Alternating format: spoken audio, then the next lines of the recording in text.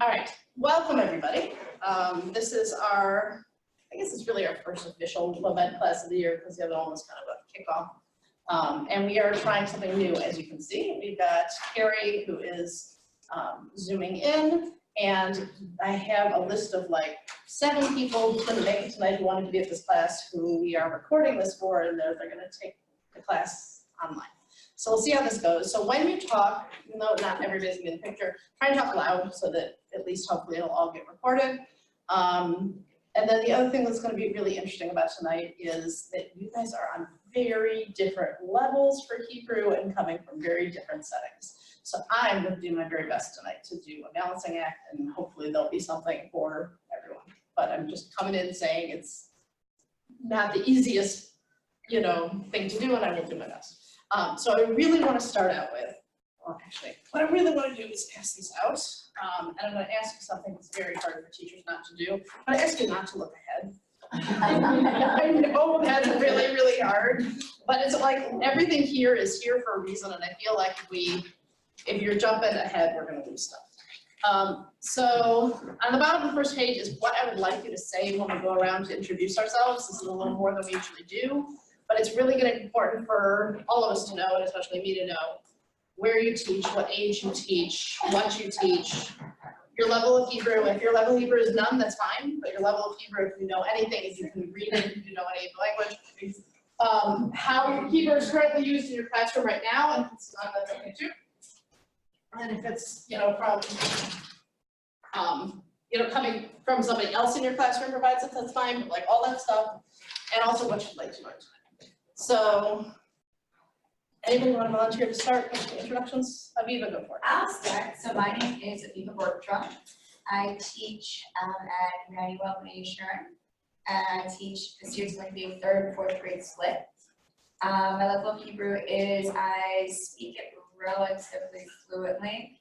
I need to be back in Israel for it to come fully back, but when I get it, it all comes back pretty quickly. I can read pretty well with and without vowels. Writing I do without vowels. Vowels are annoying to write all the time, but I do it with my kids.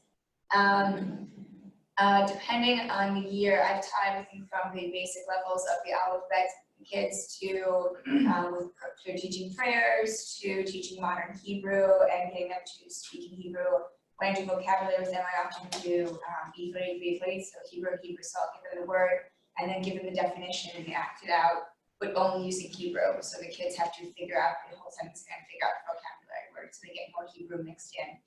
And what's the focus this year? Focus this year, I'm teaching for Hebrew. It's because it's a 3rd and 4th split. Some of the kids got some vocabulary with me last year. So this year, it's going to be a little more prayers mixed in, again, with more modern Hebrew. But this year, the educator, our new educational director wants me to focus more on prayers.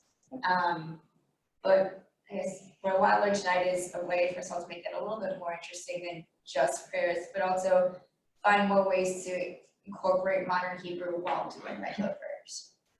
Okay.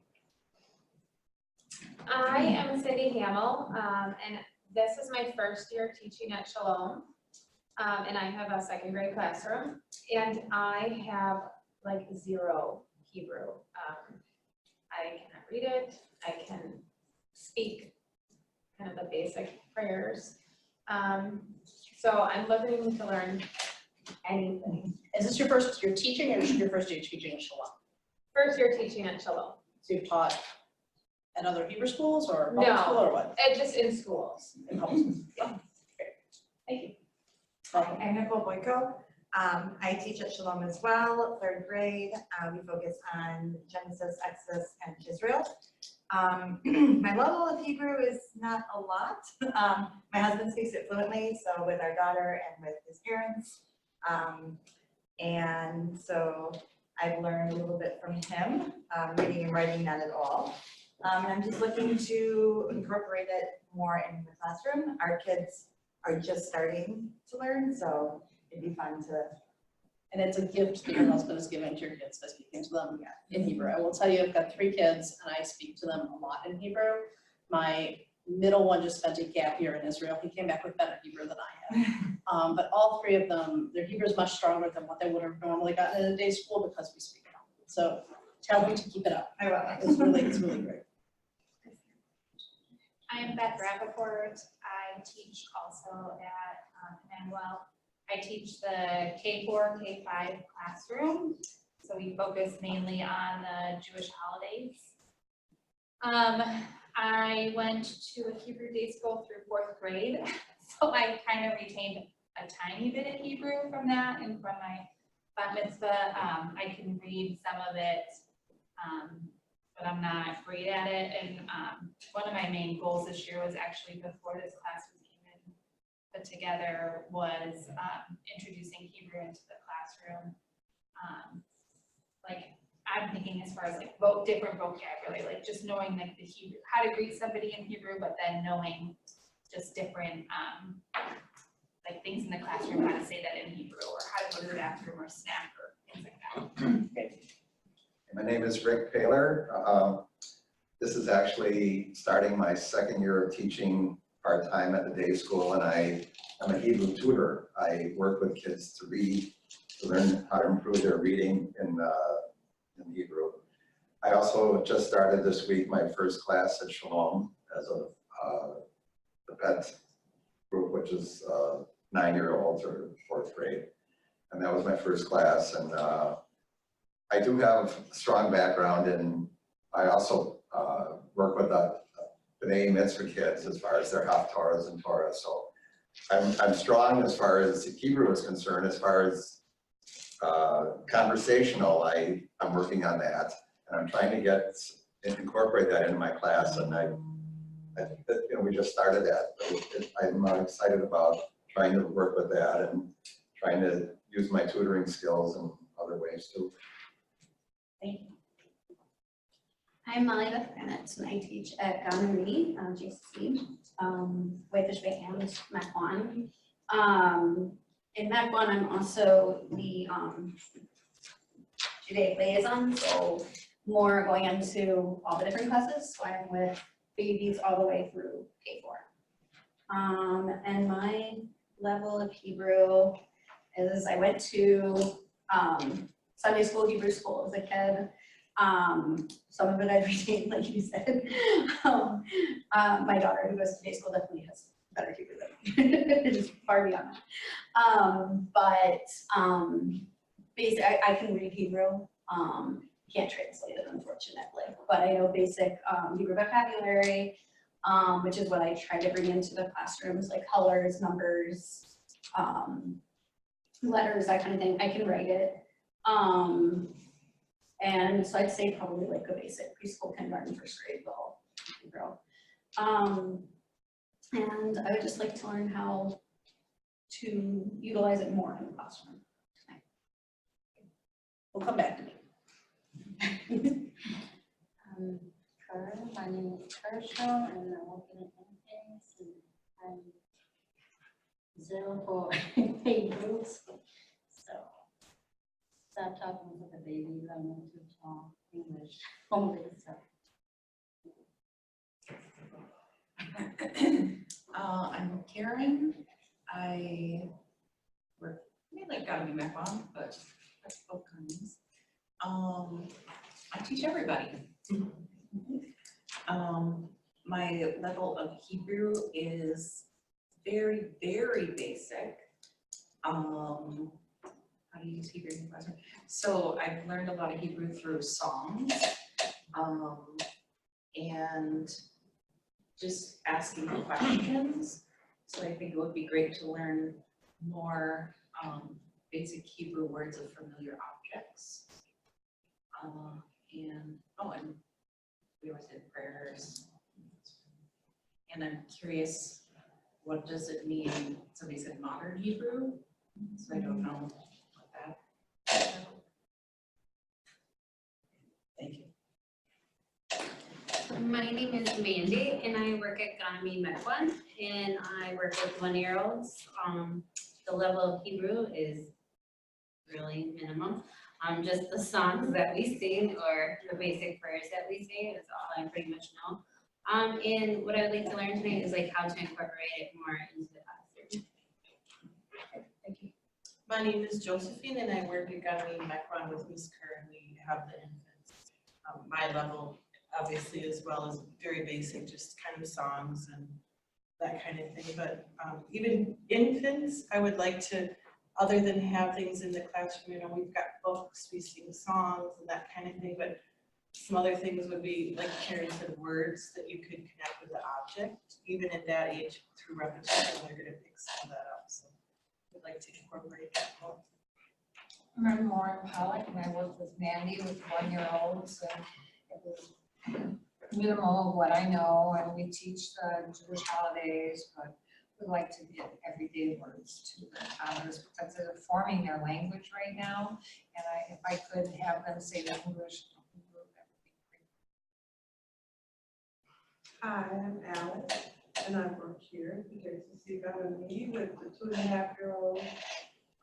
Shelley invited me to come because she's been excited about coming. She finds it very interesting, and she's been telling me what's been going on and what you guys do, and she's very involved. So I'm a little bit interested in learning some Hebrew because I would like to be able to relate to some of the parents when I talk to the parents, and so that they would know that I have some idea as to, you know, what the holidays mean, and then that way I can be able to relate what I know with the kids, incorporate some of the things that I know in the classroom. And just as far as like saying the prayer, I'm learning to speak Hebrew in the prayer, and then I know some of the songs. So I'm just a little bit interested in learning a little bit more about the everyday basic words so that I can relate more with people. Great. Thank you. I'm Shelley and I work here at the center. I teach the 3-year-olds, they're turning 4, so I have the oldest 3-year-old group. And my level of Hebrew is 0. I just know some songs and the different blessings. And what am I working on tonight? Just basic phrases, vocabulary. I do teach Spanish with my kids. So just having them more diverse, you know, would be more interesting. So just basic vocabulary, like different greetings and foods and things like that, numbers. Great, thank you. Carrie, you want to unmute yourself and introduce yourself?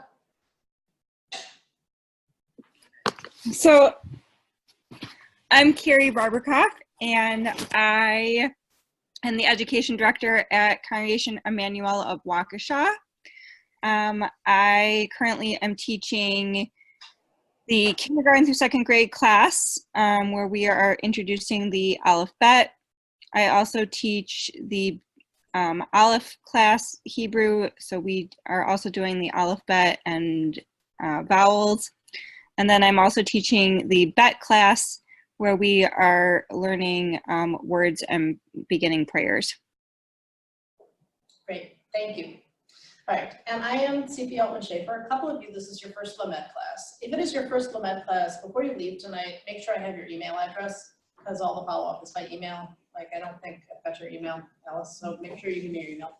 And just to clarify, in case any of you are new or need to remember, in addition to the great learning you get at LOMED classes and the free food and the free class, if you take 10 credit hours of classes during the course of this school year, so right before June, and do the assignments, which are really very short and painless, then you can earn a $300 stipend.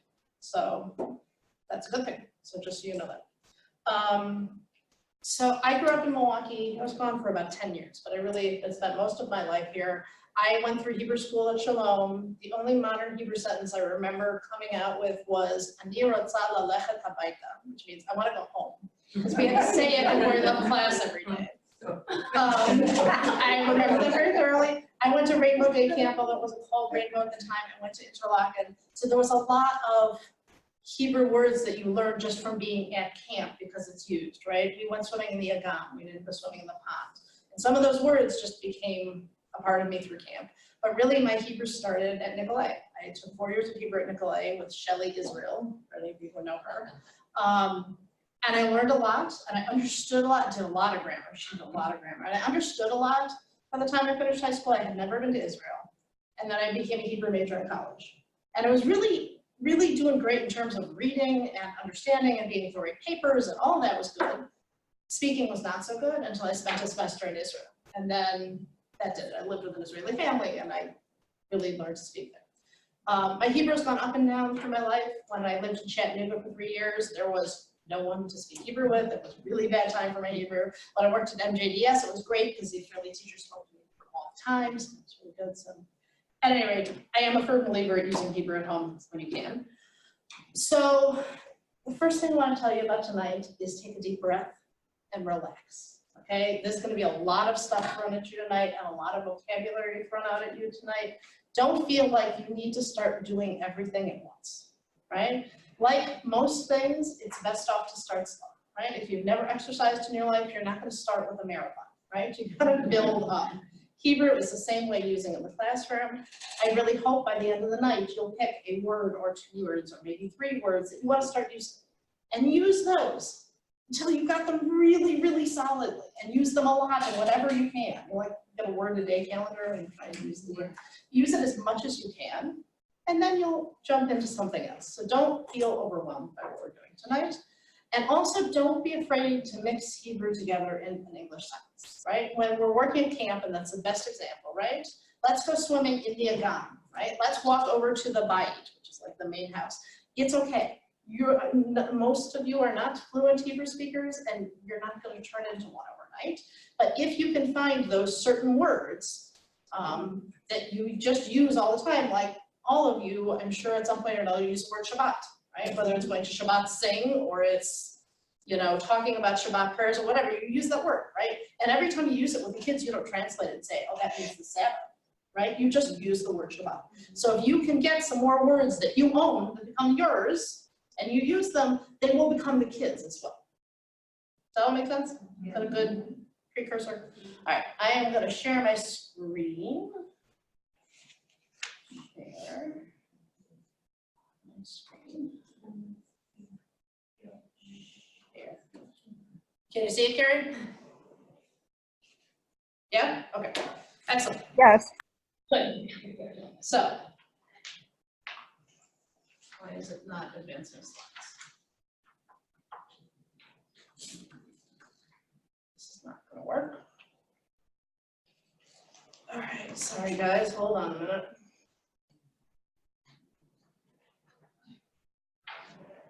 Here we go. Okay, we did that. Okay. So I'm going to talk to you about Onward Hebrew, which is not a program I have created, but it is a great resource. So almost everything I'm giving you tonight, you can find on the Onward Hebrew website. So you got it here, but you also should know that you can go and get it. Onward Hebrew was created by some really great educators in Cleveland, Ohio. I spent 3 years living in Cleveland, so I know some of them personally. And I've been through some of the training and what they do. It all started out with a program called Hebrew Through Movement, which we're going to start out. And for a while, that was something that was being used all across the country. But working with a lot of different educators, there was a decision that Hebrew Through Movement was great, and it was a great thing to use, especially in supplementary schools and Sunday schools that weren't full-time, but also preschools and everywhere else, but that it wasn't enough.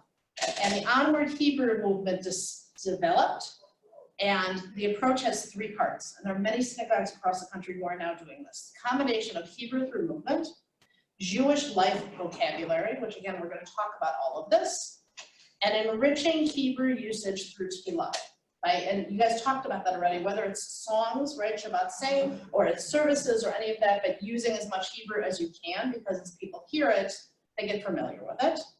And the Onward Hebrew approach encourages schools to put off decoding reading Hebrew until 5th or 6th grade. You don't have to agree with that, None of the Sunday schools in Milwaukee are doing this, so you're not gonna convince your directors at the moment to do that, although maybe we'll get there. You're looking at me funny, are they doing that, Emmanuel? Well, they're thinking of starting in the next. So thinking of it. Okay, so but none of them are there yet. When you Yeah. say decoded, can you? Okay, so decode, so a couple of terms. So decoding means the ability to read a word, right? It's written in Hebrew letters, and you can say that, see that it says shalom or Shabbat or something like that, right? Because the Hebrew alphabet looks different than the English alphabet, right? And it's true in English as well, right? A little kid might be able to sound out a word that they don't know what it means, right? So that would be decoding. That's just the ability to sound something out. And because Not defined.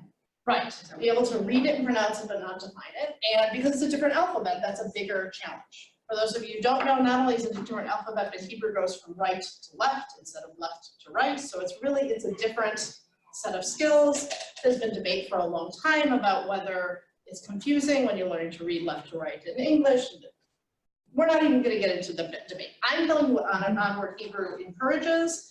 But it also, just like you don't have to speak all Hebrew for it to have value, you don't have to do all parts of these for it to have value. So we'll talk more about it. The other question that was raised, I want to make sure to answer, and please do feel free to interrupt me, is the difference between modern and biblical Hebrew. Okay, Hebrew is thousands of years old, right? The Bible, Genesis, Exodus, Leviticus, Numbers, Deuteronomy, was originally written in Hebrew, right? What you read is a translation from Hebrew.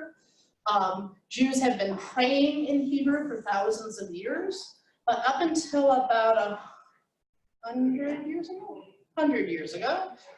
I think Eliezer Ben Yehuda, I think it was about 100 years ago, Hebrew was used for prayer, Hebrew was used for study of sacred texts, but it was not a mamalosh, right? It was not the language that people conversed in. It was understood to be Lashon Kodesh, which is a holy language. So you're not going to talk about going to the bathroom in the same language you used to pray.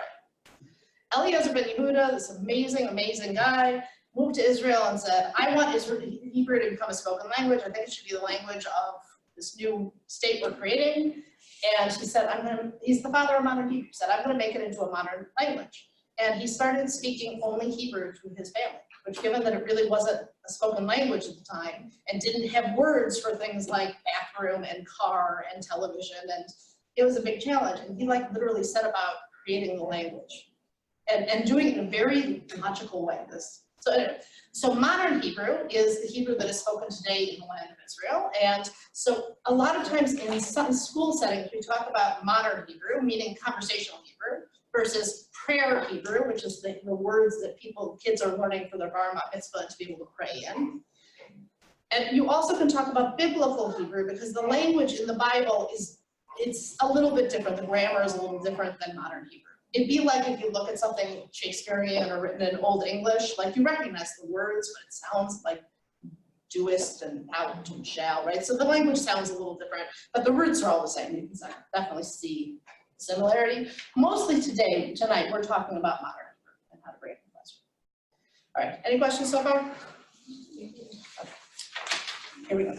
I'm going to, rather than trying to introduce Hebrew through movement myself, this is Nahama Moskowitz. She is one of the two people who created Hebrew through movement, and we're going to watch this short video, and she's going to introduce it. Hebrew through movement builds on the social aspects of language. I learn language not in a vacuum, because all kinds of things happen to me and around me, and I get to see how people interact. The same thing with Hebrew through movement. כולה ללכת אל עץ. ללכת, יופי. We say lakum. לקום. And children learn to stand up. And then we'll say לשבת. לשבת. לשבת. And children learn that means sit down. Eventually, through all kinds of fun introduction of words and combinations of words, children gain a foundational vocabulary that is used to actually get us to a second step. להרים ידיים, לקפוץ. לקפוץ. לקפוץ, לקפוץ, לקפוץ, לקפוץ, לקפוץ, לעצור. להסתובב. להסתובב, להסתובב, להסתובב. בנים, לקחת נר. לקחת נר. חכמות נר. And what's actually amazing is that children are remembering Hebrew in a way that they've never remembered before. We have teachers tell us that when children return after the long summer, that when they come back to Hebrew through movement, they've pretty much able to pick up wherever they left off. It's so ingrained.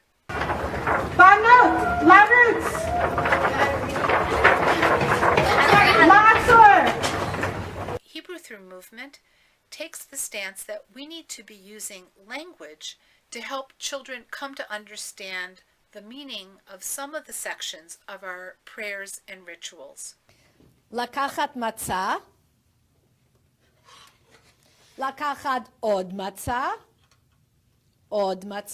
לקחת, לשבת מסובין, לשבת יושבין. כולם לשבת מסובין, לשבת יושבין. What does this mean? It means that we'll teach chametz and matzah, or lashevet yoshvin, lashevet mesubin, and then come to introduce the print and the sound, actually the sound and the print, of the 4 questions. לרוץ אל מסובין, לרוץ אל מסובין, להצביע על מסובין. יופי. In this case, the words are written on the wall from the 4 questions. Children have already learned chametz and matzah, and lashevet yoshvin, lashevet mesubin, and are asked to recite it. שבכל הלילות אנו אוכלים בין יושבינו בין מסובין, בין יושבינו בין מסובין, הלילה הזה כולנו מסובין, הלילה הזה כולנו מסובין. יופי, מצוין. And they understand something that they never understood before but have been chanting probably since they were 3 or 4 years old. In Hebrew through movement, the teacher always starts by modeling. Now just watch me. Lakum, lalechet, lalechet, lalechet, lalechet, la'atzor, lalechet, lalechet, lalechet. And then brings a couple children up to follow the same commands. Lakum, lalechet, lalechet, lalechet, lalechet, lalechet, la'atzor. And eventually the whole class does it. Lalechet, lalechet, lalechet, lalechet, lalechet, la'atzor. Lalechet la'at. Lalechet la'at. La'at, Rally, la'at. Likpot. לשבת. לשים רעשן על הבטן. לשים רעשן על האוזן. עכשיו להרים את הרעשן. להרים. להרעיש ברעשן. לעצור. לשים אלוהינו מלך העולם על הבטן. להסתובב. להסתובב ולקפוץ. אל הלוח. יופי, לעצור. We have hundreds and hundreds of teachers using Hebrew through movement across the country, and thousands of children enjoying it. Won't you join us?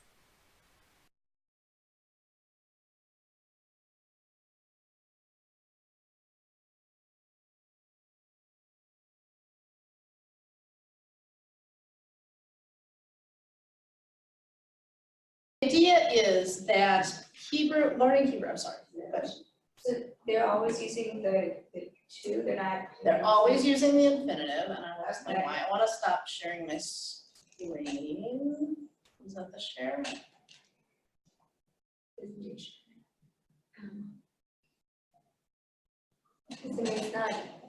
It's gonna confuse kids later when they hear. So, pause share. There's red under it says stop share. Stop share, thank you. Okay, so the reason they use the infinitive, and this is very specific grammar, so just tune it out, but is because to avoid the genders, right? Because Hebrew is a gendered language and you don't want to get into hu yoshev, he yoshevet. So it comes later, but the idea is that they'll hear the root of the word, and when they're ready to learn grammar later on. So that's the idea. All right, before we do anything else, we're going to try it out. So as I said, it's a very intuitive way of learning language. It's great for preschoolers, right? For sure. But the other thing, it is very cooperative and social. This is not like taking a test, don't look at anyone else's paper. The idea is you should be looking at other people and learn by looking at other people. If you don't know what to do, you look around. Think about how little kids learn, right? If a little kid is copying the parent to learn how to talk, that's a good thing, right? So this is a good thing, and it's a good social thing. All right, so push your chairs back a little bit. Okay, and you are going to listen and look at me, and then when you're ready, you're going to jump in. Okay, promise, don't test it. So, lakum, lashevet. Carrie, you should do this too. Do it along with us, just because your mom doesn't hear you. Lakum, lashevet. Lakum, lalechet. Lalechet, latzor. Lalechet, latzor. Lalechet, latzor.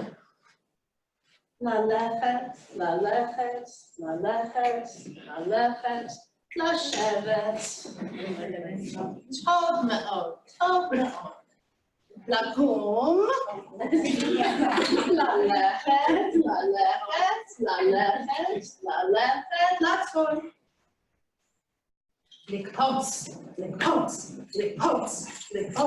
latzor. Lalechet, latzor. Lalechet, latzor. Lalechet, lipots, latzor. Lalechet, lashevet.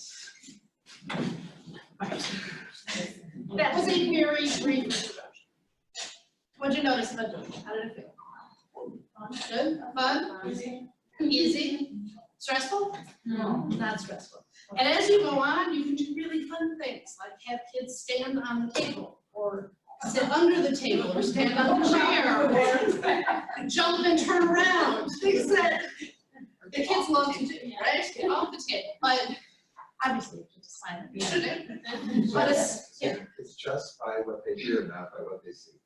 the idea is to push off introducing written language until they really have oral understanding.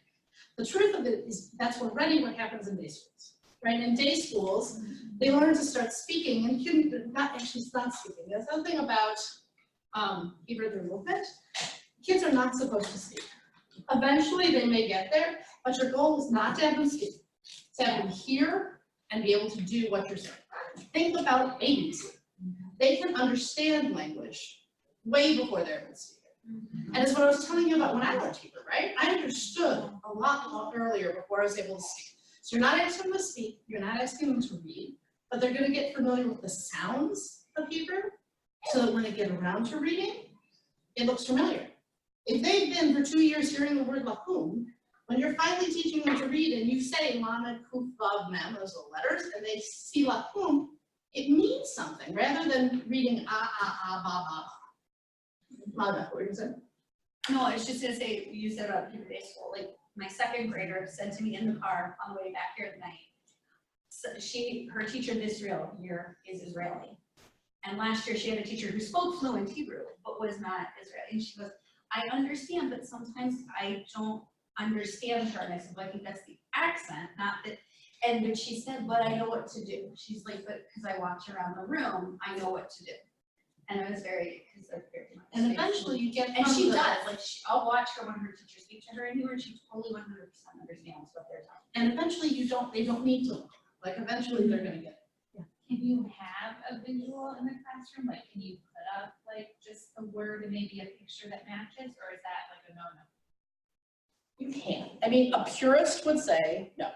A purist would say no. But again, different things work in different schools. And like I said, most of the schools around here are still going to be learning. So they're still going to be learning too. So I'm not here to argue about being a purist. I will say that this is great for supplementary school because they've been sitting in school all day. And this is a way to teach them Hebrew while getting them to move. It's Hebrew through movement. So that's really cool, right? And for preschoolers who always need to move, really good for them as well. So I really think that Hebrew through movement is a fantastic program. A few more things. I'm going to try and go back to sharing my screen. Share. Yes. Do you have to be certified that you teach Hebrew through movement, or is it something you? That is a great job. Great question. So first of all, you don't have to be certified. You can certainly start using elements of this in your classroom a little bit at a time. But if you would like to learn more about it, Gratz College, which is in Philadelphia, has a program called Next. You guys have taken classes for them. CJL will pay for you to take classes online through Next. You'll also earn some LOMED classes, and they have a class that's about Hebrew through movement that is taught by people in Cleveland to develop. So, and that is in your packet when you And would you get certified? I don't know if there's I don't know if there's official certification. I really don't know the answer to that. I'm not sure. A rabbi at Shalom might have seen this because during the service, there was like a 15-minute service that the kids were in learning prayers. She did the Lakum, Lashat, same thing, and I've never seen her do that before. And these are the kinds of things that at camp happen all the time, right? And I keep going back to camp because it's a very natural place to be learning these things, and it happens all the time. And if from the beginning of preschool they hear you say the word Lashat, right? Eventually you're gonna get it. Now I will say, there are confusions that can happen with this, right? The classic one is, Terry Eisenberg used to always talk about this, that when she did panim, which means face, and she would go like this, that the kids weren't sure if that meant cheeks or face, or, you know, like it's not always clear. When I went to Camp Ramah, which was, at that time, they spoke all Hebrew the whole time. I was 15, everybody else had been there since they were home. And at meals, it was all Hebrew, all the time, and I was lost. And every morning at breakfast, I heard somebody saying the word makiot. And I thought it was like hot cereal. I thought it was like oats, like, and it was like the end of the summer, 8 weeks later, that I found out that makiot meant napkins. You know, so like some of this, it can be confusing, and at some point you may want to say, by the way, honey means face, whatever it is, then it's okay. All right, HTM, Hebrew through movements, learning model is based on ways that children learn naturally. Moving and doing, an environment of positive emotional support. You work really hard when you do Hebrew through movement, never to say no. Never to say no, never to say that's not right, you just do it again. If they're not getting it, you just say lakum and you stand up, or lashavet and you sit down. It's not no, you didn't do that right. So it's a very positive feeling, it's a safe environment. Nobody's embarrassed because they can always look at somebody else or look at you. It goes at their own pace and it's like joyful and playful. It's just fun. So even if modern Hebrew isn't your thing and you're doing prayer Hebrew, to do this for 10 minutes a class period, they'll have fun with it and they probably won't even really realize they're learning. And it's similar to how a baby learns from their parents. We talked about that a little bit, right? And the idea is that they're just doing it naturally, it's fun, you're not worried about grammar so much, it's just the natural language patterns, and that you then the Hebrew through movement, and I'll show you more of the stuff and you can look at it online, but it introduces the words in a sequential and carefully ordered way. The stuff we just started with, the lakum and the lashevet and lalachet, those are the very first things. Because later on, let's say you were then doing a unit, we saw them doing one on Passover, right? You might tell them lalachet, lalachet, lalachet, you know, walk, lakachat matzah, right? Pick up a matzah. And that's how you're teaching them the word matzah. And you're learning the stuff using the stuff they already knew very well, and then you're bringing in these objects to teach them. The more you can use real objects, the better this works. Better to have a piece of matzah than a picture of matzah. Picture of matzah will work too, but better a real one. Yeah. How important, because when you say walk around, how important is it to get the throat? Pronunciation. Let's all try together, like you're gonna spit. Try it, now everybody try it. I didn't need to, I hate that ho, you do it with my kids all the time, so that we get all the sounds, okay? Hate that ho. It's a good thing to learn. If you can't, then don't worry about it, but do your best. It's what actually Molly Buff was just saying about the Israeli teacher versus the American teacher.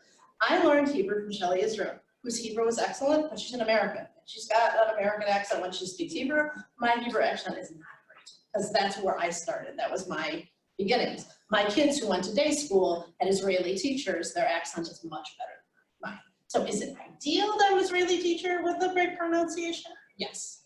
Does it mean you shouldn't do it if you don't have it? No. But we are going to see that a lot of the words that are on this, that are on the or onward Hebrew thing have little YouTube videos where they pronounce the word for you, and you could listen to it a whole bunch of times until you get it. So. Is this more or less a revolutionary? I think it is revolutionary, and I think it's going to change the way that Hebrew is learned. I think the truth of the matter is, for the most part, when I go and observe in Hebrew schools, there are changes here and there, but it doesn't look so much different than when I was in Hebrew school. It just doesn't. It's a lot of the same stuff. I hope 20 years from now, this is going to be the norm. This is going to be the norm, and the idea is once they have this auditory stuff and they know it, that learning to read will be easier. The other reason for putting off learning to read until 5th grade is what they've found in all the studies they've done is in Hebrew school, the teachers teach the kids to read the alphabet, the Hebrew alphabet, in 3rd grade. Then they go home for the summer at the beginning of 4th grade, guess what they do? They spend half the year relearning how to read the alphabet. Then they go home, they do it again in 5th grade, they do it again in 6th grade. They found that if they just wait till 5th grade or 6th grade starts, they don't have to repeat it year after year, and they can actually do other things in Hebrew school, and they pick it up much more quickly. So that's the idea. All right. We're not going to go through every single one of these, but if you go on the website, there are pages and pages and pages of this, of how to do Hebrew through movement, and it gives you the orders. These are the basics, right? Lakum, you just did. Get up, lashevet to sit. Lalechet to walk, latzor to stop. Larutz we didn't do. Larutz means to run. Likotz we did. Jump. Listavev is to turn around. Those are like the basic 7 words that you really start out with from Hebrew through movement, and then you can go all sorts of directions. You can do classroom words, like you're gonna write, when you get to stand and sit, you're gonna be on the table or on the chair. You can go and touch the chalkboard, not chalkboards anymore, the whiteboard. You can get them up and doing things around the room, or it could be something related to holidays, so all sorts of different things. And it's got all of them listed. I'm not going through them all, but you get the idea now of Hebrew. So is this what it looks like? In the curriculum, yes. So this is going to be a hard thing to do, I would think, if you don't know how to read. So my guess is for Hebrew through movement, probably you want to have a teacher who at least can read Hebrew. But now that all of you Untitled teachers are learning this, I actually would be very happy to meet with our Shinshanim and talk to them about how to do this. This would be a really fun thing for the Shinshanim to do in the classroom. Alibeth, this would be a great thing for you to do when you. I was sitting here thinking I could like this is something you could do. And the bottom line is, if Matter you of coming on Mondays. if you are going into the classroom and they are hearing you do this week after week, you're going to learn from her.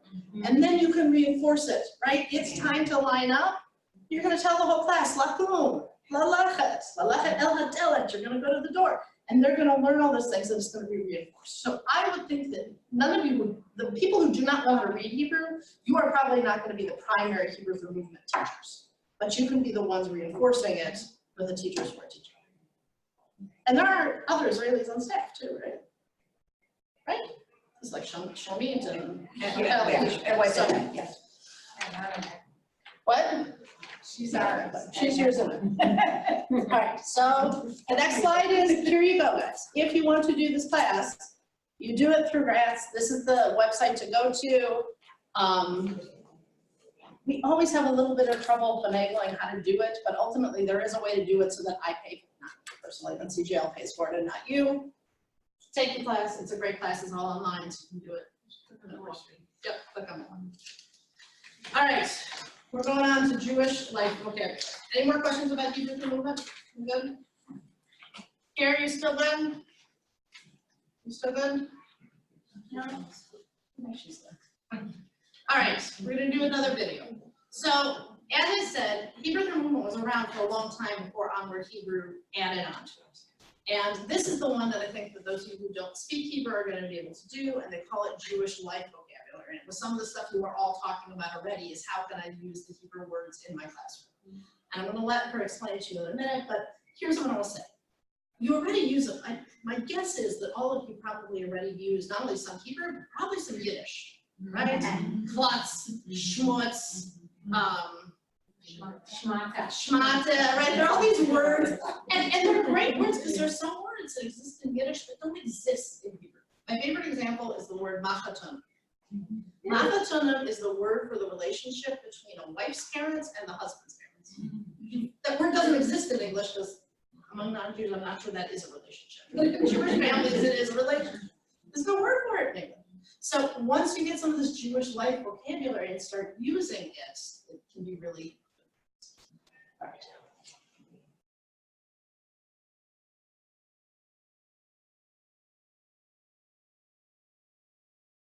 So Jewish life vocabulary we talked about at the playground yesterday, but this is a big part of our Hebrew education, which is thinking about why are we teaching Hebrew in the first place?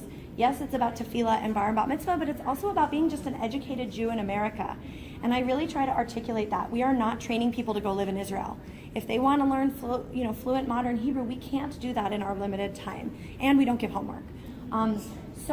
But what can we do? We can prepare our kids to be Jews in America who feel reasonably competent and knowledgeable when somebody says something to them that involves a little bit of Hebrew. So if somebody says Yasher Koach, we want them to not be like a deer in headlights.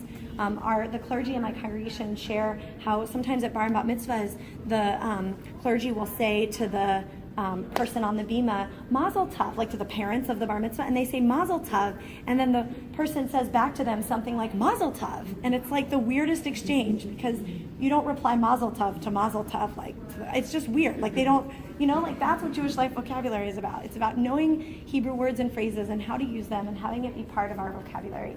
Dr. Sarah Benor calls this Jewish English. She's a linguist, a sociolinguist who says that we have a distinct dialect as American Jews, and she calls it Jewish English, which is that Hebrew and Yiddish phrases are part of our vocabulary. And I won't give Sarah's whole talk right now, but that's part of what we're doing is we're teaching Jewish English. The other thing is that our goal is that we want to integrate these things into our community to the best of our ability. And this is what Dr. Neda Avineri, another scholar who's a sort of sociologist who has studied language and community, calls a meta-linguistic community. In this case, a Hebrew-oriented meta-linguistic community, which is a big word, but what it means is it's a community that is bonded by language, even though most people do not speak the language fluently. She's done a lot of research into Yiddish community stuff in America and these like Yiddish festivals where everyone's all coming because they love Yiddish, but actually very few of the people there speak Yiddish. It's like they're bonded by their love of the language and the connection and these words and phrases and songs, even though that's not the language of their communication.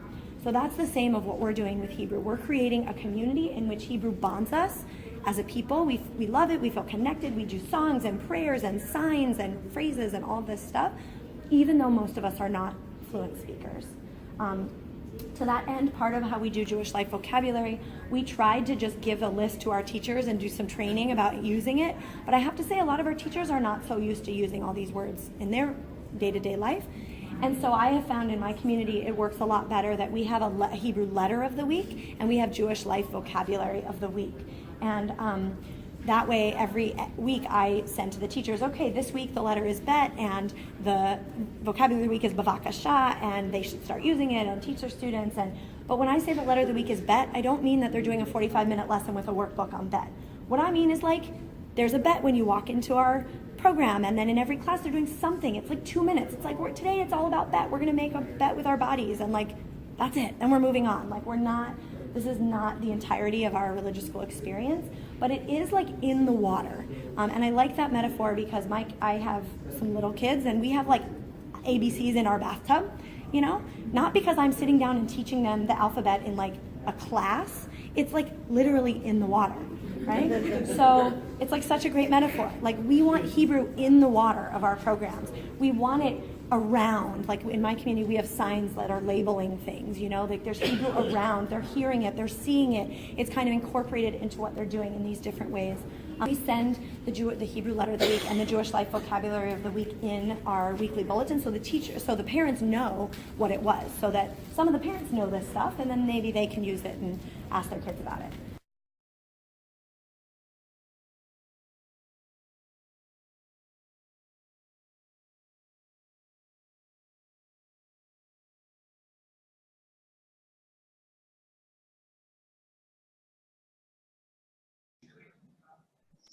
And by the way, all of these videos even also are on the Onward Hebrew website. It's all. So the idea is you're going to pick some of these words, and we're going to try this out a little bit. Think about the words, and then you're going to use them, right? So you could be a concept, like tikkun olam. Has heard of tikkun olam? Tikkun olam is the idea of repairing the world. It's one of those phrases that you probably have heard because it just gets used, right? It could be using it for a specific object or something. A chuppah is the canopy that's over you at a wedding. You might talk about chuppah. Or it may be a greeting, and I actually think greetings are great ways to use it, right? Whether it's on Friday afternoon saying Shabbat Shalom as they leave school, or saying Shavua Tov, you know, when they come back on Monday, which means, you know, good week, which you say at the end of Abdallah. I remember my kids graduated 8th grade, finished day school.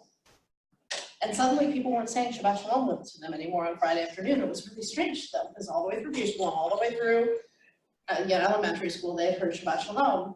And then they'd run into Giveret Gal, who was a Hebrew teacher at Nicolay, and she'd say Shabbat Shalom to them. And I think it made them feel like at home, like that's what they're used to. All right, so we find ways to insert the words into the conversation. Again, it doesn't have to be all in Hebrew. What's this week's parsha? Right, parsha means Torah portion, right? Or if a kid is going on a trip, you say to them, Nisya Tova, have a great trip, right? The idea is if you use these words, and again, you're not going to learn all of them at once, but you get to use them. So on the website, I told you they have videos with how to say the words. So here's an example of what it looks like.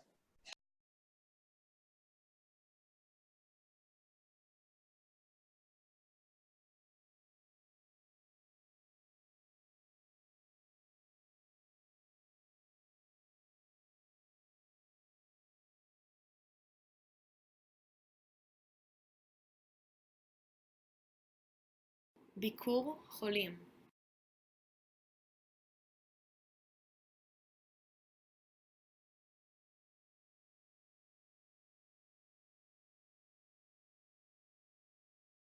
חברותה. Here how these words are said, so if it's hard for you to figure it out, stop this, all right? But that's how that works. So, I want you to, in a minute, I'm gonna have you guys break up into groups and try this out. And what I'd like you to do is to maybe get into groups of people who are teaching in similar settings or similar ages to you. And I want you to, we're gonna brainstorm about what we can do. What words you wanna start with. So let me just show you what's in the rest of the pack, okay? I gave a few general words, right? These are words you could use just in the classroom on a daily basis. Yofi is one of my favorite ones. Yofi means great, beautiful, nice, good job. You wanna give a positive praise to a kid, Yofi is a great one, okay? Kol hakavod means you did a good job, way to go, right? Bahatzlacha means good luck. Like you'd say that to somebody before they take a test, right? We always talk about mazel tov as being like good luck, like that. But mazel tov is like you did a good job and you should have mazel, you should have luck in your future. Bahatzlacha means good luck doing something, right? You wouldn't say, if somebody's about to sit down and take a test, you wouldn't say mazel tov, right? You'd say bahatzlacha. Todah, hopefully all of you have heard Todah. Todah would be a really easy one to bring into the classroom. It means thank you, right? And it just, you want the kids to say it all the time. Anyway, now you got to think about it with the preschoolers, because what you really want to teach them is to say please and thank you, and they want them saying that in English. Because out in the world, you want them saying it in English. Then if you're saying it only in Hebrew, then I don't know. You'll have to figure that out. Slicha is another good one. Slicha means excuse me, like you bump into somebody, or you birth, whatever. Bavakasha, it's the same word for please and for you're welcome. Like other languages are. The hitraot is a great one for the end of the day, right? It's different than goodbye. The hitraot, it literally means until we see each other again. So it's a great. We're gonna skip this and come back. After this, I have a whole bunch of vocabulary. Okay, I have colors, I have numbers, I have shapes, I have question words, I have seasons, I have body parts. And then those are not off the website. The rest of these are all off the website for Onward Hebrew, okay? There's Shabbat words, there are holiday words, there's synagogue words, right? Synagogue words might be great for supplementary school, not particularly useful in economy, right? More synagogue words. More synagogue words, people that you'd see this. Concepts related to Israel. Prayer words, again, maybe not as useful in economy as they would be in a synagogue. Value words, right? If you want to teach them these values. Relational words, right? How we treat each other, right? Like this might be a concept you want to work on, like tikkun. Ritual objects. This is a good example of how we use these words. I can't think of any Jewish setting where someone is going to say to a kid, can you go put on a skull cap? Right? They're going to go say, put on a kippah, or they're going to say, put on a yarmulke, which is Yiddish.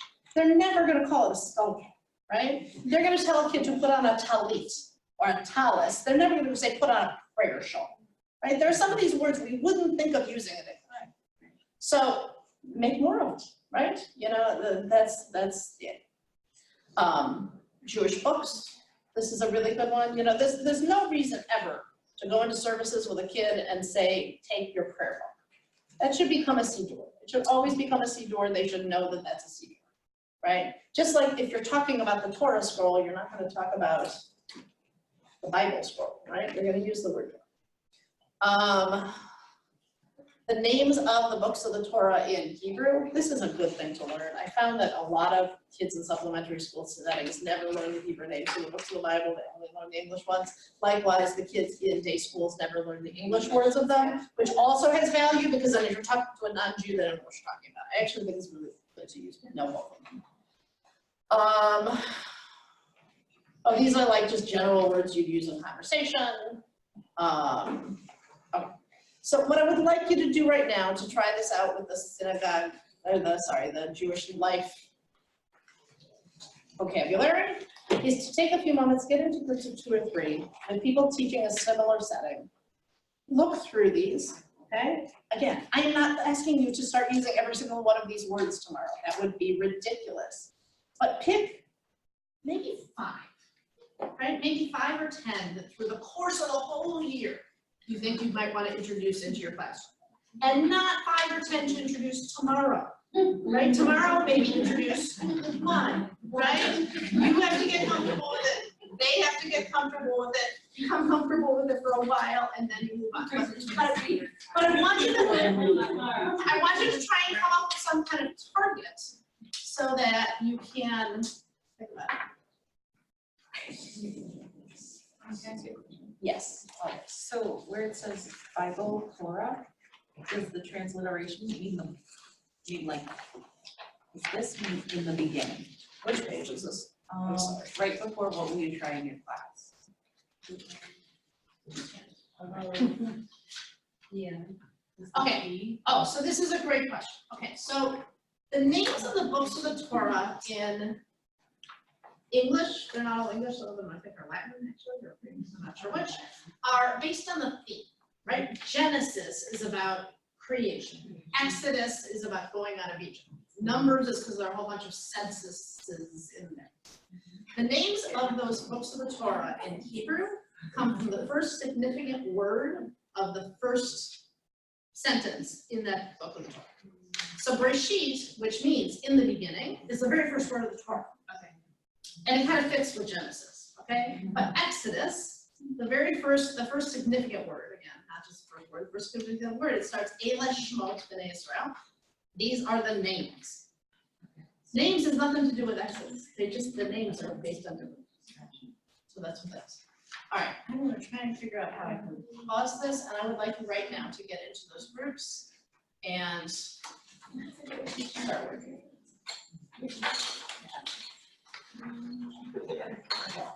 Pause share.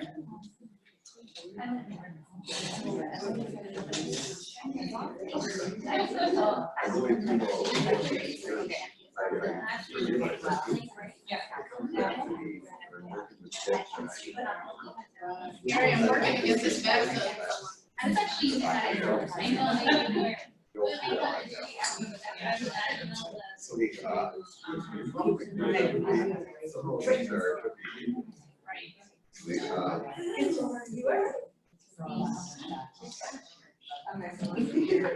There, right.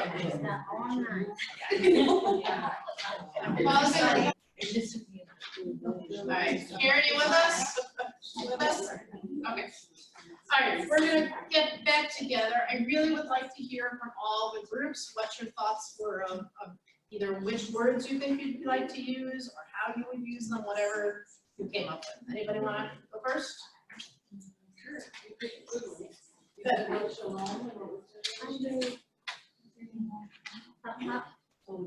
So I can say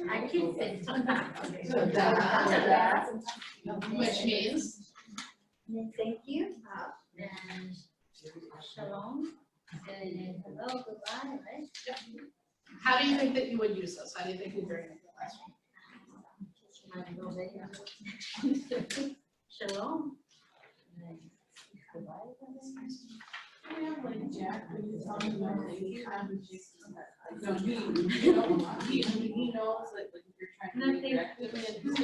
how old is it? Not even one, you'll be one in October, so if you already understand that you'll be one.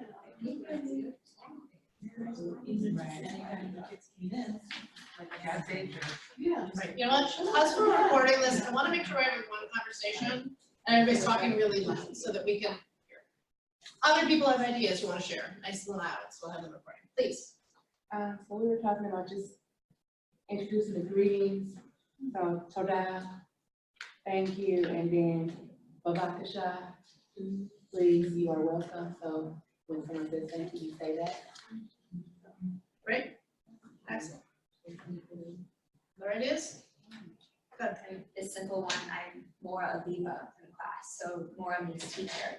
So, you know, whenever they need something, they're already using Hebrew, have to realize it, but when you explain to them at the beginning, it's a good one. I also have them say, well, the older kids, I have when we want to use the bathroom. We practice it a lot, but eventually they'll be able to say anything via Ashaba Lachadisha, please use the bathroom. And a lot of them you have to say it word by word, but they get it eventually. And for the littler kids, you could just use shivrati, which means bathroom, you don't need the whole sentence, okay? Or you could have them say, can I go to the shivrati?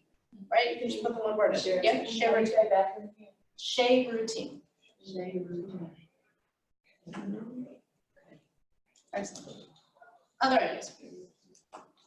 We talked about with Yofi, I really like that word because I know Amy Bakar uses it all the time. And I think Babakasha, please, I mean, it's a good way of acting in the class to say slicha, excuse me, or Babakasha, please. I mean, these are good practices for students to speak to a teacher or to their fellow students that way. I think that's a real good idea. Talmidim, students, that's, so you say shalom Talmidim and maybe they'll respond to you. Shalom, Maria, or,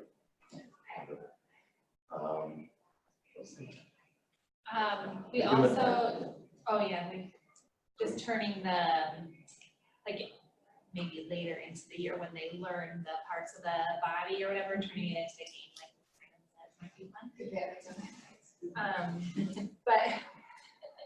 But for the little ones, even just things like classroom and library and prayer book, things like that. Being able for them to learn those, since we say we're going to the classroom now instead of saying it in English, we can say it. Excellent. More ideas? We say Oh, no. Elohim, or Adonai. How do you say children? Oh, Yeladim. Yeladim. Yeladim. Elohim means God. Okay, that's why I was confused. Yeladim. That's good.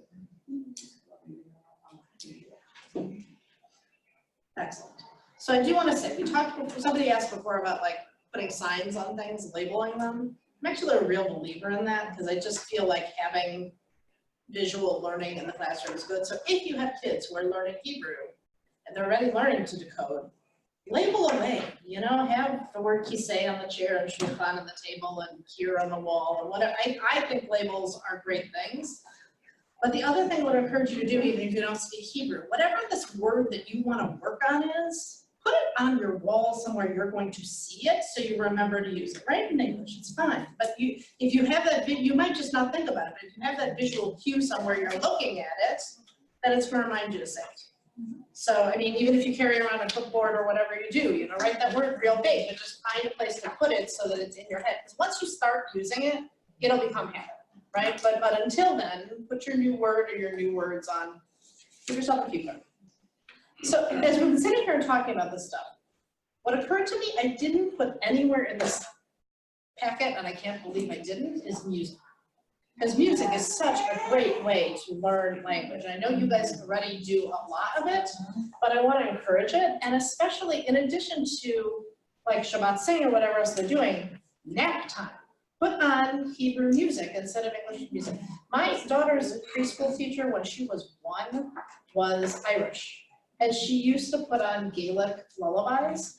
She said, I mean, she doesn't hear the language.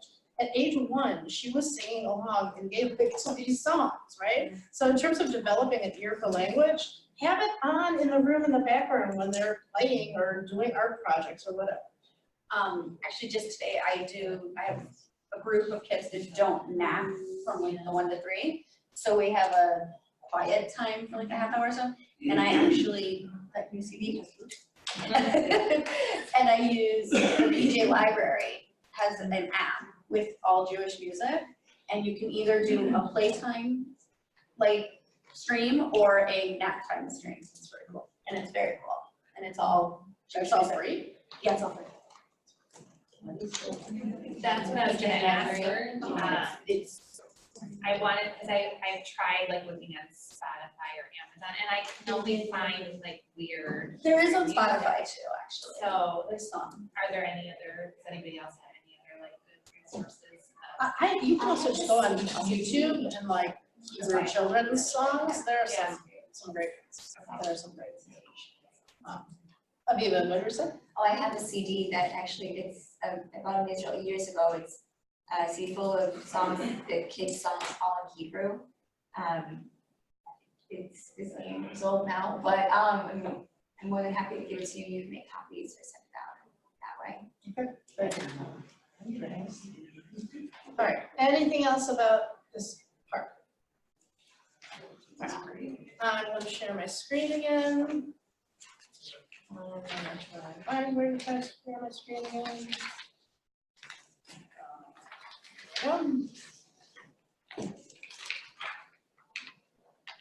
I will get faster with this technology. This is all still time. It's like learning a name. It is like learning a language, and I consider myself techie, but this is a lot of things to do at once. All right. So the other piece that was part of Hebrew, if you remember, was this using Hebrew during tefillah. And this is something I think tefillah means prayer. I think this really happens a lot in all of our local synagogues. I will tell you, it was not true growing up. When I think back to my early childhood at Shalom, it was when they still used the new union prayer, no, the old, what was it called?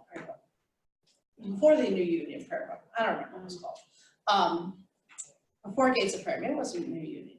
Whatever it was old. And I remember in services we did like 3 or 4 prayers in Hebrew. Like Shema was in Hebrew, and I think Baruch Hu was in Hebrew, and more. Part of the Amidah. And that was like it. Almost everything was in English. And that's what I'm saying. And so it's changed a lot. And so there's a lot of Hebrew. And the idea here is that if they're hearing the Hebrew, that's also going to have an influence on them. So let's see what this educator here has to tell us about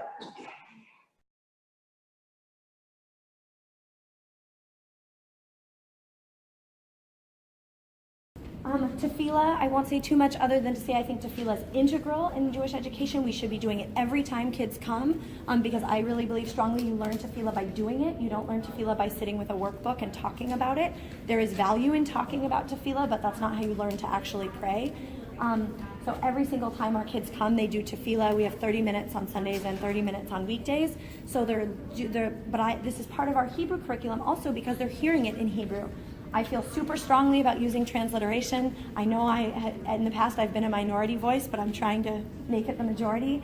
I feel like transliteration is a really important tool to learn how to sound out the Hebrew, and at least for the older kids. And again, as Nechama was saying, it's getting it into your ears. It's a lot easier to follow along in the regular Hebrew letters when you already know the prayers. It's nearly impossible to learn the prayers by decoding. We don't do it fast enough. Even adults can't decode mostly fast enough to learn the prayers that way. So, but what is our goal? We want them to pray. I do. I want my kids to be able to participate in prayer, which is often learned orally, A-U-R, and also visually through whatever tools we have. And I think transliteration is a tool. There's a great blog post by Joel Hoffman on this. It's called The Role of Transliteration in the Synagogue. If you haven't read it, I highly recommend it. It totally changed my opinion on this topic. So our kids starting in kindergarten are hearing tefillah, and they really know it. And by the time they learn to read Hebrew, which I'll talk about in a minute, they know their prayers. So following it in Hebrew is like it's the sound to print. It started with the sound, and then we're adding the print.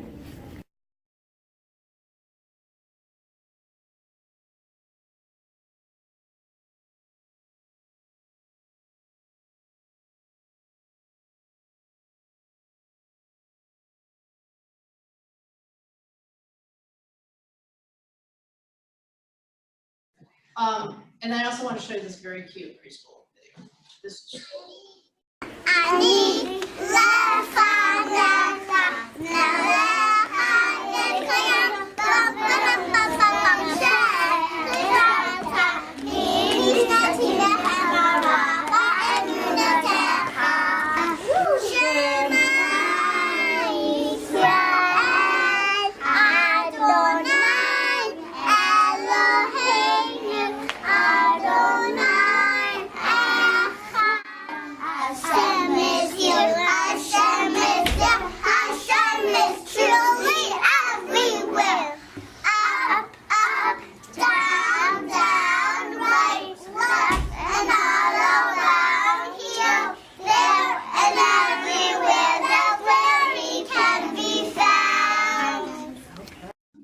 just to show you that there is just so much that these kids can learn, that they are capable of learning.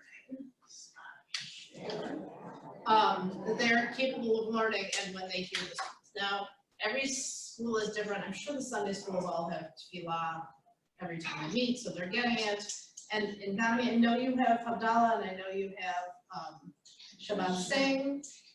I don't know what the rules are the rest of the week. I mean, you could add something like Modani to circle time in the morning if you wanted to. I mean, I'm not saying you should do a half-hour praying, but there are probably certain things, right? Before meals, this is my person. No, that's not what Modani is. A prayer that's just basically saying, God, thanks for letting me wake up this morning. It's just a very good thing to be thankful.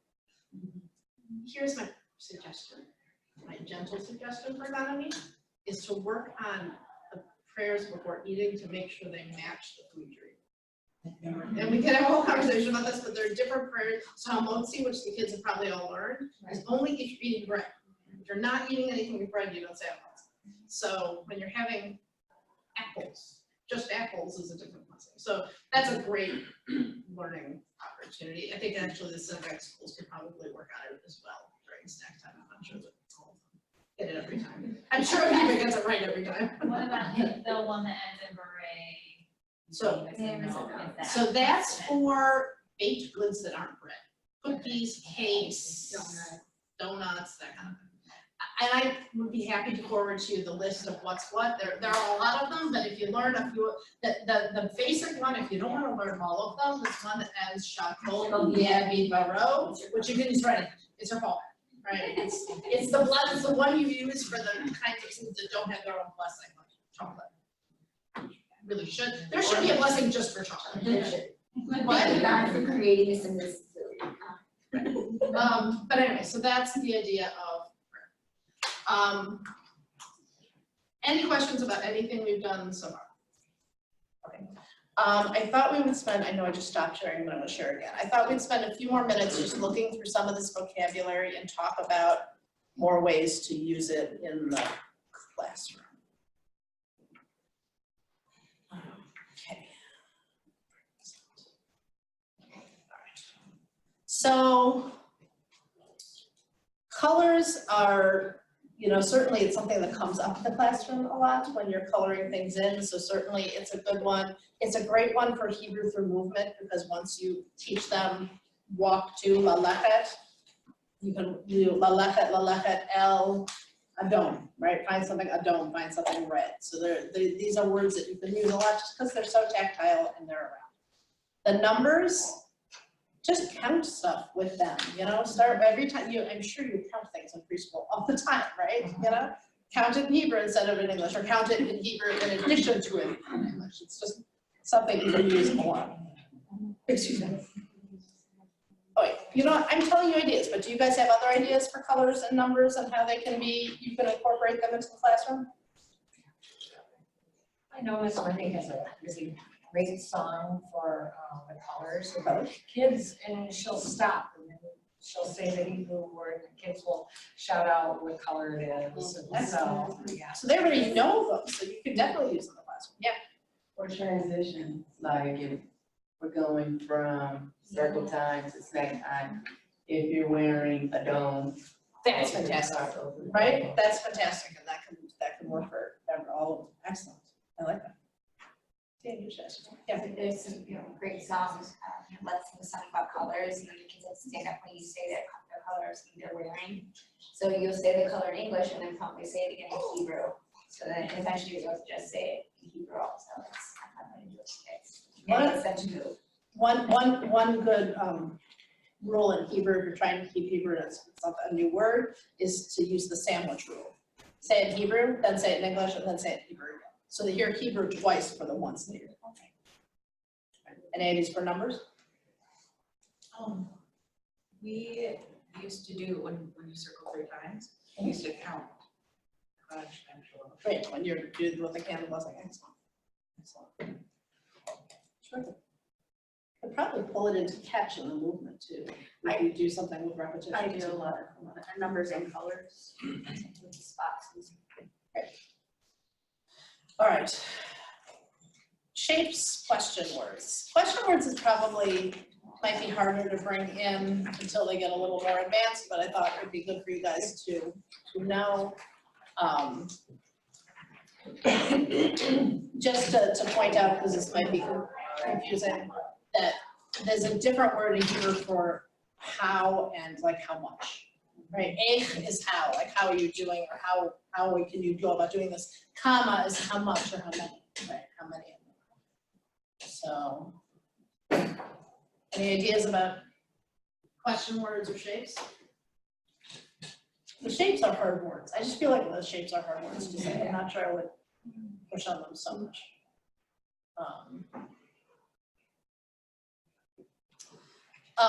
Human body, somebody said it earlier, Shimon Omer, Simon Says, is a great game. I was just reading a book. It was a novel, it was a trashy novel, I needed a break. But it had a mom in it. It had a mom and it had like a 2-year-old. And every time she put the 2-year-old in the car and she was getting ready to close the door to protect the kid's fingers, she'd go, fingers on your nose. Boy, that's smart. Like, I wish I had thought about that when my kids were little. So, I don't know, if once they learn yadayim, that's your hands, then it can be all sorts of things, right? Like yadayim al harosh, yadayim al habetan, whatever. I mean, there are just lots of ways that it can probably bring in body parts. Yeah, Simon Says. Yeah, Simon Says, yeah. We do head, shoulders, knees, and toes. We do it in English. We do it in That's fun Spanish. too. And you can do it in Hebrew too. Right, and do it in Hebrew too. Yeah, that's fun. And you guys had song. Good. Forum we can sing about, right? Sing about your hat. Excellent. Seasons, you could probably add that to your circle time. When you're doing the seasons, don't you do that every day? What season it is? On the calendar? And add it in with the. And calendar is an interesting place. You could pull it in. You can pull in seasons. I'd also pull in the Hebrew months. So if you don't already know this, there's a Hebrew calendar, a Jewish calendar that is different than the secular calendar. The names of the months are different, and they fall out a little differently. It's something that a lot of Jews, I think, don't know. I think it's an area that there's not strong literacy about, so it might be a really interesting thing for them to learn when they're learning the Jewish calendar, the names of these months and how they fit in. They're good songs with the names of the months. When Rosh Hashanah is early and when it's late. Right, except Rosh Hashanah is never early or late. It's always at the same time. It's just early or late on the secular calendar. English thinking though. Right, it's English thinking, so understanding this, yes. And then this just gets into all the Jewish life vocabulary. All right. I honestly, I'm usually really good at pacing a class. This all just took way less time than I thought it would. So if there are questions or there are other things that you think that we should go over, I'm happy to stay and work on it. And if you feel like we finished and this is just enough for you to digest, it's okay with me to end early too. But let me just leave the time for any kind of questions you might have. And any more thoughts about how you're going to try it in your class.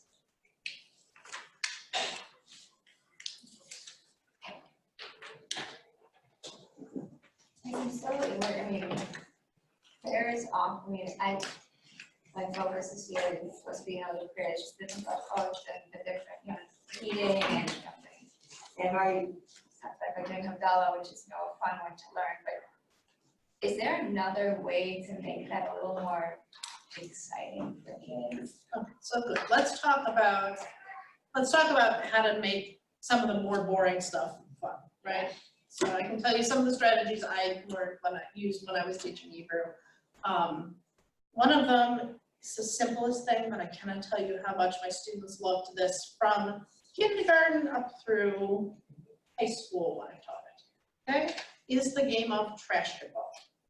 Trash ball is you take a piece of paper and you crumple it up into a ball like this, and then you put the trash can over there and take out the garbage in the liner, and whatever game you're playing, they have to answer a question, and they have to throw this piece of paper into the trash can. I can't tell you how much kids like it. You would think they wouldn't, but they like it and they don't get sick of it. And it's just a very, very exciting game to play and very simple. And you can use it for anything. So read the sentence of the prayer and try and make a basket. Translate this word into Hebrew, whatever you want, whatever you're playing, they really like prayer.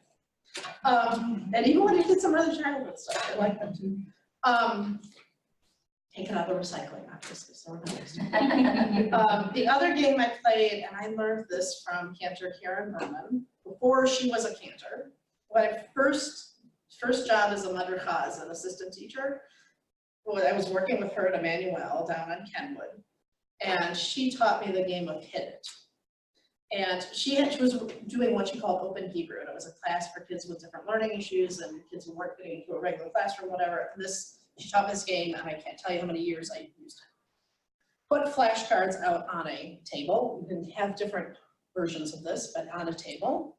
And they are trying to match up what you're saying. So this could be, you say a Hebrew word and they just have to read it and they're looking for it, or you say it in English and they're looking for it in Hebrew, or it could be a picture of an object and you say it in Hebrew. I mean, it could be a bunch of different things. And the first one to touch it gets to take the card. I guess I would call it today, touch it instead of hit it, because it's probably going to save you a lot of trouble.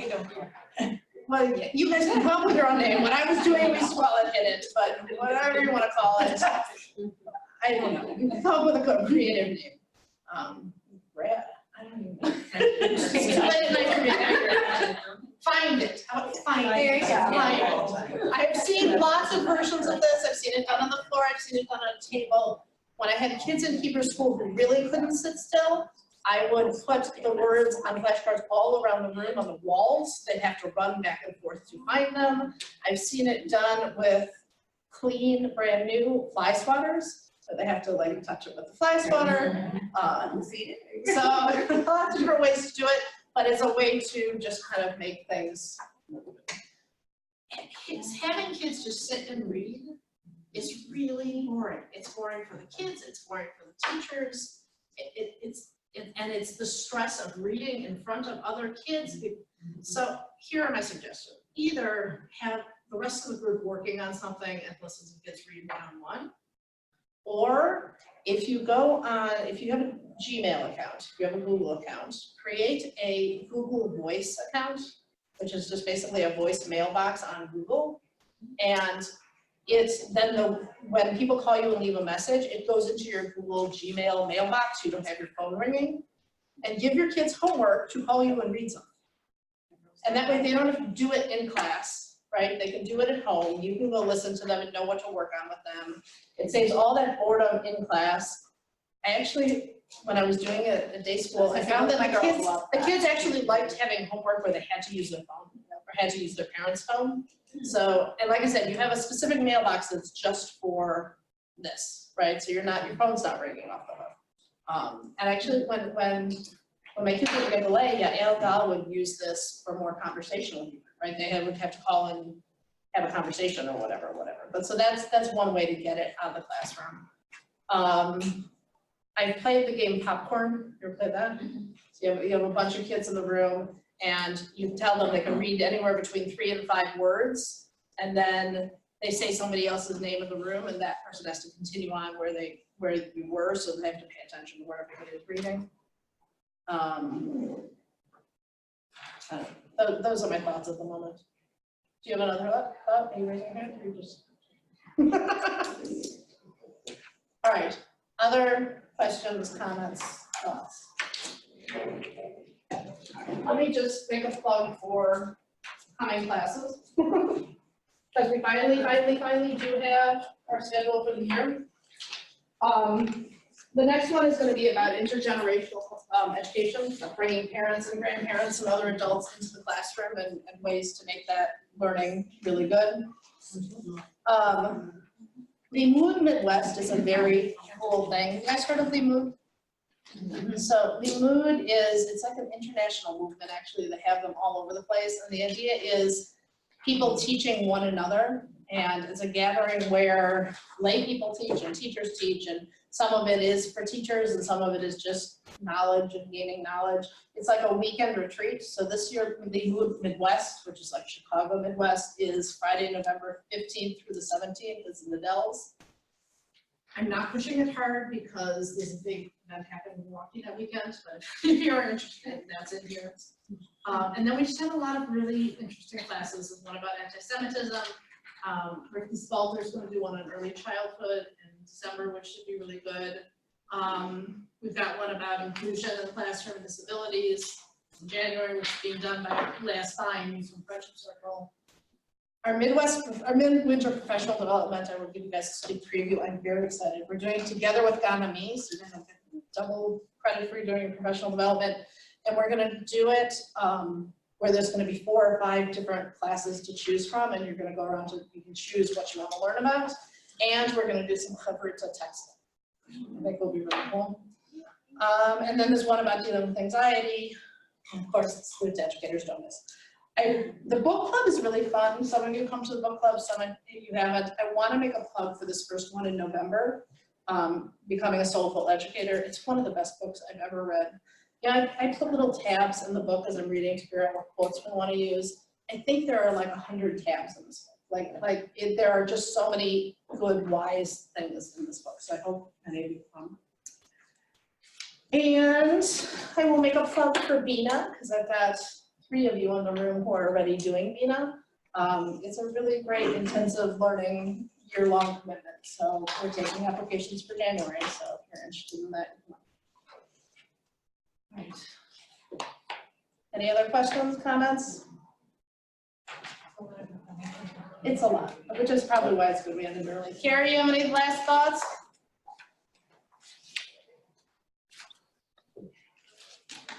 Just that I think it's a lot easier to incorporate Hebrew than you realize, and if you just start slowly by even labeling your classroom or introducing the Hebrew name of the day of the week, or saying that it's hot or cold in Hebrew,